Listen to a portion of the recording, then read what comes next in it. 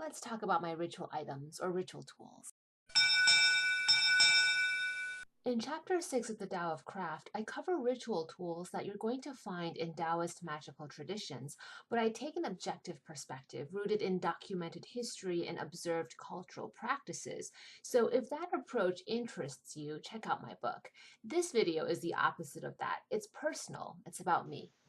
What I've observed in East Asia, maybe not today in contemporary times, but through most of history, definitely, ceremonial magicians, the magi or alchemists, tended to be male, with incredible exceptions, though. There are some extraordinary stories of female magicians from the Taoist traditions that just feed my inner feminist flame. But by and large, it's not only male, but follows the male line of inheritance through the family, not the female. Times have changed, and so a lot of lineages have made it more co-ed, but traditionally it followed the male lineage.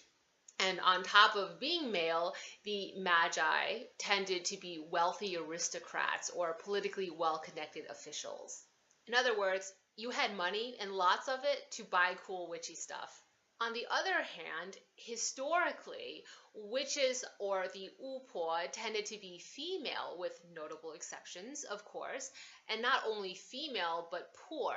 Even less than 100 years ago, in recent southern rural Chinese or Taiwanese culture, witches were notably female and poor, often illiterate and uneducated.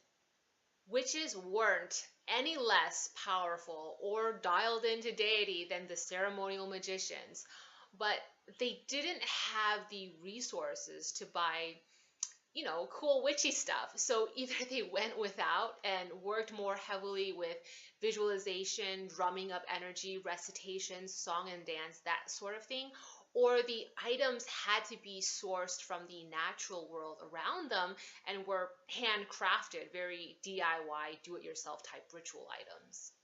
Finally, a logistics or technical warning.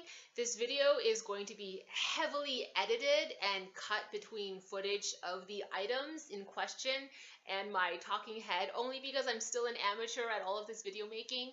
And I noticed that when I hold up the items to show you, they kind of, don't focus necessarily, and we'll have to sit here for 30 seconds to wait for it to focus. But I can sort of cut and edit in a way so that we have a little bit more of an efficient conversation. But some people don't like the, inconsistent audio, so that's just an apology. I'm sorry, just bear with it. This is a practitioner seal, and to use it, you'd also need the red vermilion ink paste. These are used to open an altar or connect a sacred space here on the physical plane to the celestial plane. It's also used in sigil crafting. There's a cute story behind this one. You'll notice it's actually really tiny because this one is for children.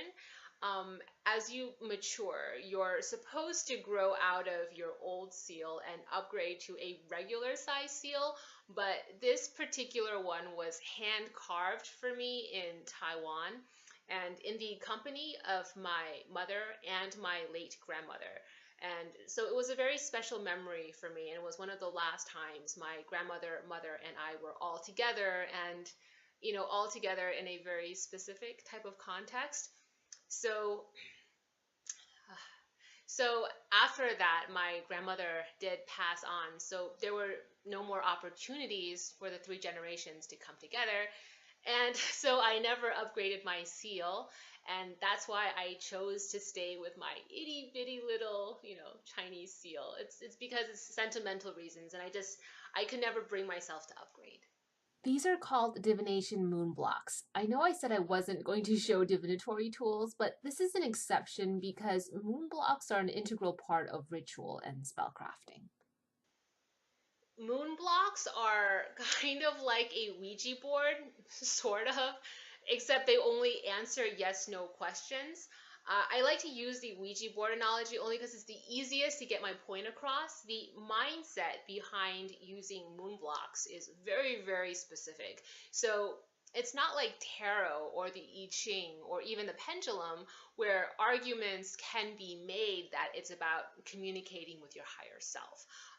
When you use moon blocks, the religious outlook on moon blocks is that you're definitely communicating with a spirit entity or deity. And they're never used, or I don't want to say never, I'm going to get in trouble for that, but they're just generally frowned upon for using outside of religious contexts and for using outside of contacting deity or spirit entities. Um, Also, they do kind of come with an unwritten warning label. I've always been taught you don't ask the moon blocks questions you don't really want to know the answers to. You know how some girls have an extravagant walk-in closet full of designer clothes and shoes? Well, I have a pretty ridiculous collection of prayer beads. The interesting thing is, I don't have any prayer beads that I inherited because each member of my family was buried, or more accurately, cremated with their prayer beads. So, to date, I haven't yet come across, or I haven't met the set of prayer beads that's just for me. You know what I mean? So I have bunches and bunches of prayer beads and just all sorts of pretty ones, fancy ones. I don't want to, they're not superficial, but, I kind of just like go toward what's pretty shiny, or, if I go to a temple or if I go somewhere really cool as a tourist, I'll get, the prayer beads from that particular monastery or temple. Uh, Okay, on a serious note, at some point, I will be finding a set of mala prayer beads that's just meant for me. So there's going to be that connection, and I'm going to establish an empowered connection with that set of prayer beads. And then the rest of my collection will probably just be just that, a collection. As of this moment, though, that time hasn't come for me yet. So right now I just have, lots of fun, pretty mala prayer beads. These are Tingsha symbols, but basically it's in lieu of a ceremonial bell. So, Ting Sha symbols are used to detect spirit presence, to scatter unwanted spirit presence, to clear space. They're pretty multi-purpose, so I would say you really want to get your hands on a set of these. You then go through a ritual to charge or empower your set of Tingsha symbols so they can do everything that I just said. And once that happens, you're gonna find these indispensable no matter what your background is, what your particular tradition is. Even if you're eclectic, especially if you're eclectic, I would say just take the plunge and get yourself some Tingsha symbols and work with them. They're just amazing at detecting spirit presence, detecting anything that's usually not able to be sensed through the five physical senses. And they also scatter energy, so unwanted energy. So they're really good for house cleanings. They're really good for cleaning and clearing your altar. Just get yourself a set of these.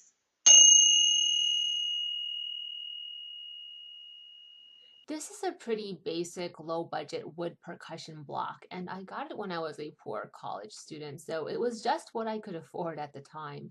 Then, after frequent use, this wooden block has grown on me, and it's just so reliable, so practical that I have really no reason to upgrade. So I use the wood block for sutra recitations. It's also used in feng shui, again, house clearings, any form of trance-induced work, channeling. It's just one of those ritual items that's multi-purpose. When you see the ritual items of Taoist ceremonial magicians, their wood block is going to be really fancy, steeped in symbolism, lots of pretty stuff carved into it, or it's going to be carved into something specific like an animal. So it's going to be kind of rare that you find a practitioner with a wood block that's as unimpressionable as this. So you might not even recognize this as a ritual tool, because usually the equivalent of this would be something really, really fancy. And so this is rare. Usually this is supposed to be fancy. I have like a pretty simple one. But again, like I said, I've already connected to this and I have just no motivation to part with it. I have no idea what the official name for this ritual tool is, so for pure convenience and because it sounds kind of cute, I call it a prana pen. I made this myself. I grew the tree, I harvested the branch from that tree, I scraped off the bark, and I wood burned these sigils. This would definitely count as one of my favorite tools of all time. The intention is that it's supposed to be a calligraphy brush, but a spirit one where you do spirit writing with it. With what I have here, I can wield it as a Chinese calligraphy brush for spirit writing, or I can hold it like a pen, a normal pen. Since I'm bilingual and I practice my craft in a bilingual manner, this really, really works for me. So I really love it. The precise pattern, by the way, of sigils that I burned into this thing was, I would say that it was channeled to me and I was told to put these specific sigils on it, but I mean, you can believe whatever you want to believe. If you've been subscribed to my channel for some time, then you already know what this is. It's my book of methods, or what maybe you might call a grimoire. In my personal practice, my grimoire is definitely a ritual tool. I do rituals to transfer energy from other items into this book. I do this ritual called Kai Guang to empower the images of certain spirits that I've drawn in there. You know how you can go to a blood bank and draw or donate blood. So not blood per se, sometimes blood, but what I mean to say is I also transfer a lot of my personal energy or life force into this book. So it's very important to me, and it's also an integral part of my ritual. I know it's kind of paradoxical because I'm the one who wrote this book, but this book has been one of my most trustworthy teachers and guides. I know that sounds really weird, like I'm full of myself, but I just really, just if you experience it, you'll totally know what I'm talking about. And when I hit a block or when I don't know something or I can't figure something out, I just go to my book of methods or my grimoire, and it really just helps me unblock whatever it is, whatever obstacle I had faced. And it just really points me in the right direction or helps me cobble together the particular ritual that I need to do to achieve my objective. And so the book really is my teacher. Even though I wrote it, I know it makes me sound like an asshole, but it is what it is. Here you see left to right a traveler's stone, an anakitis, and a sintamani stone.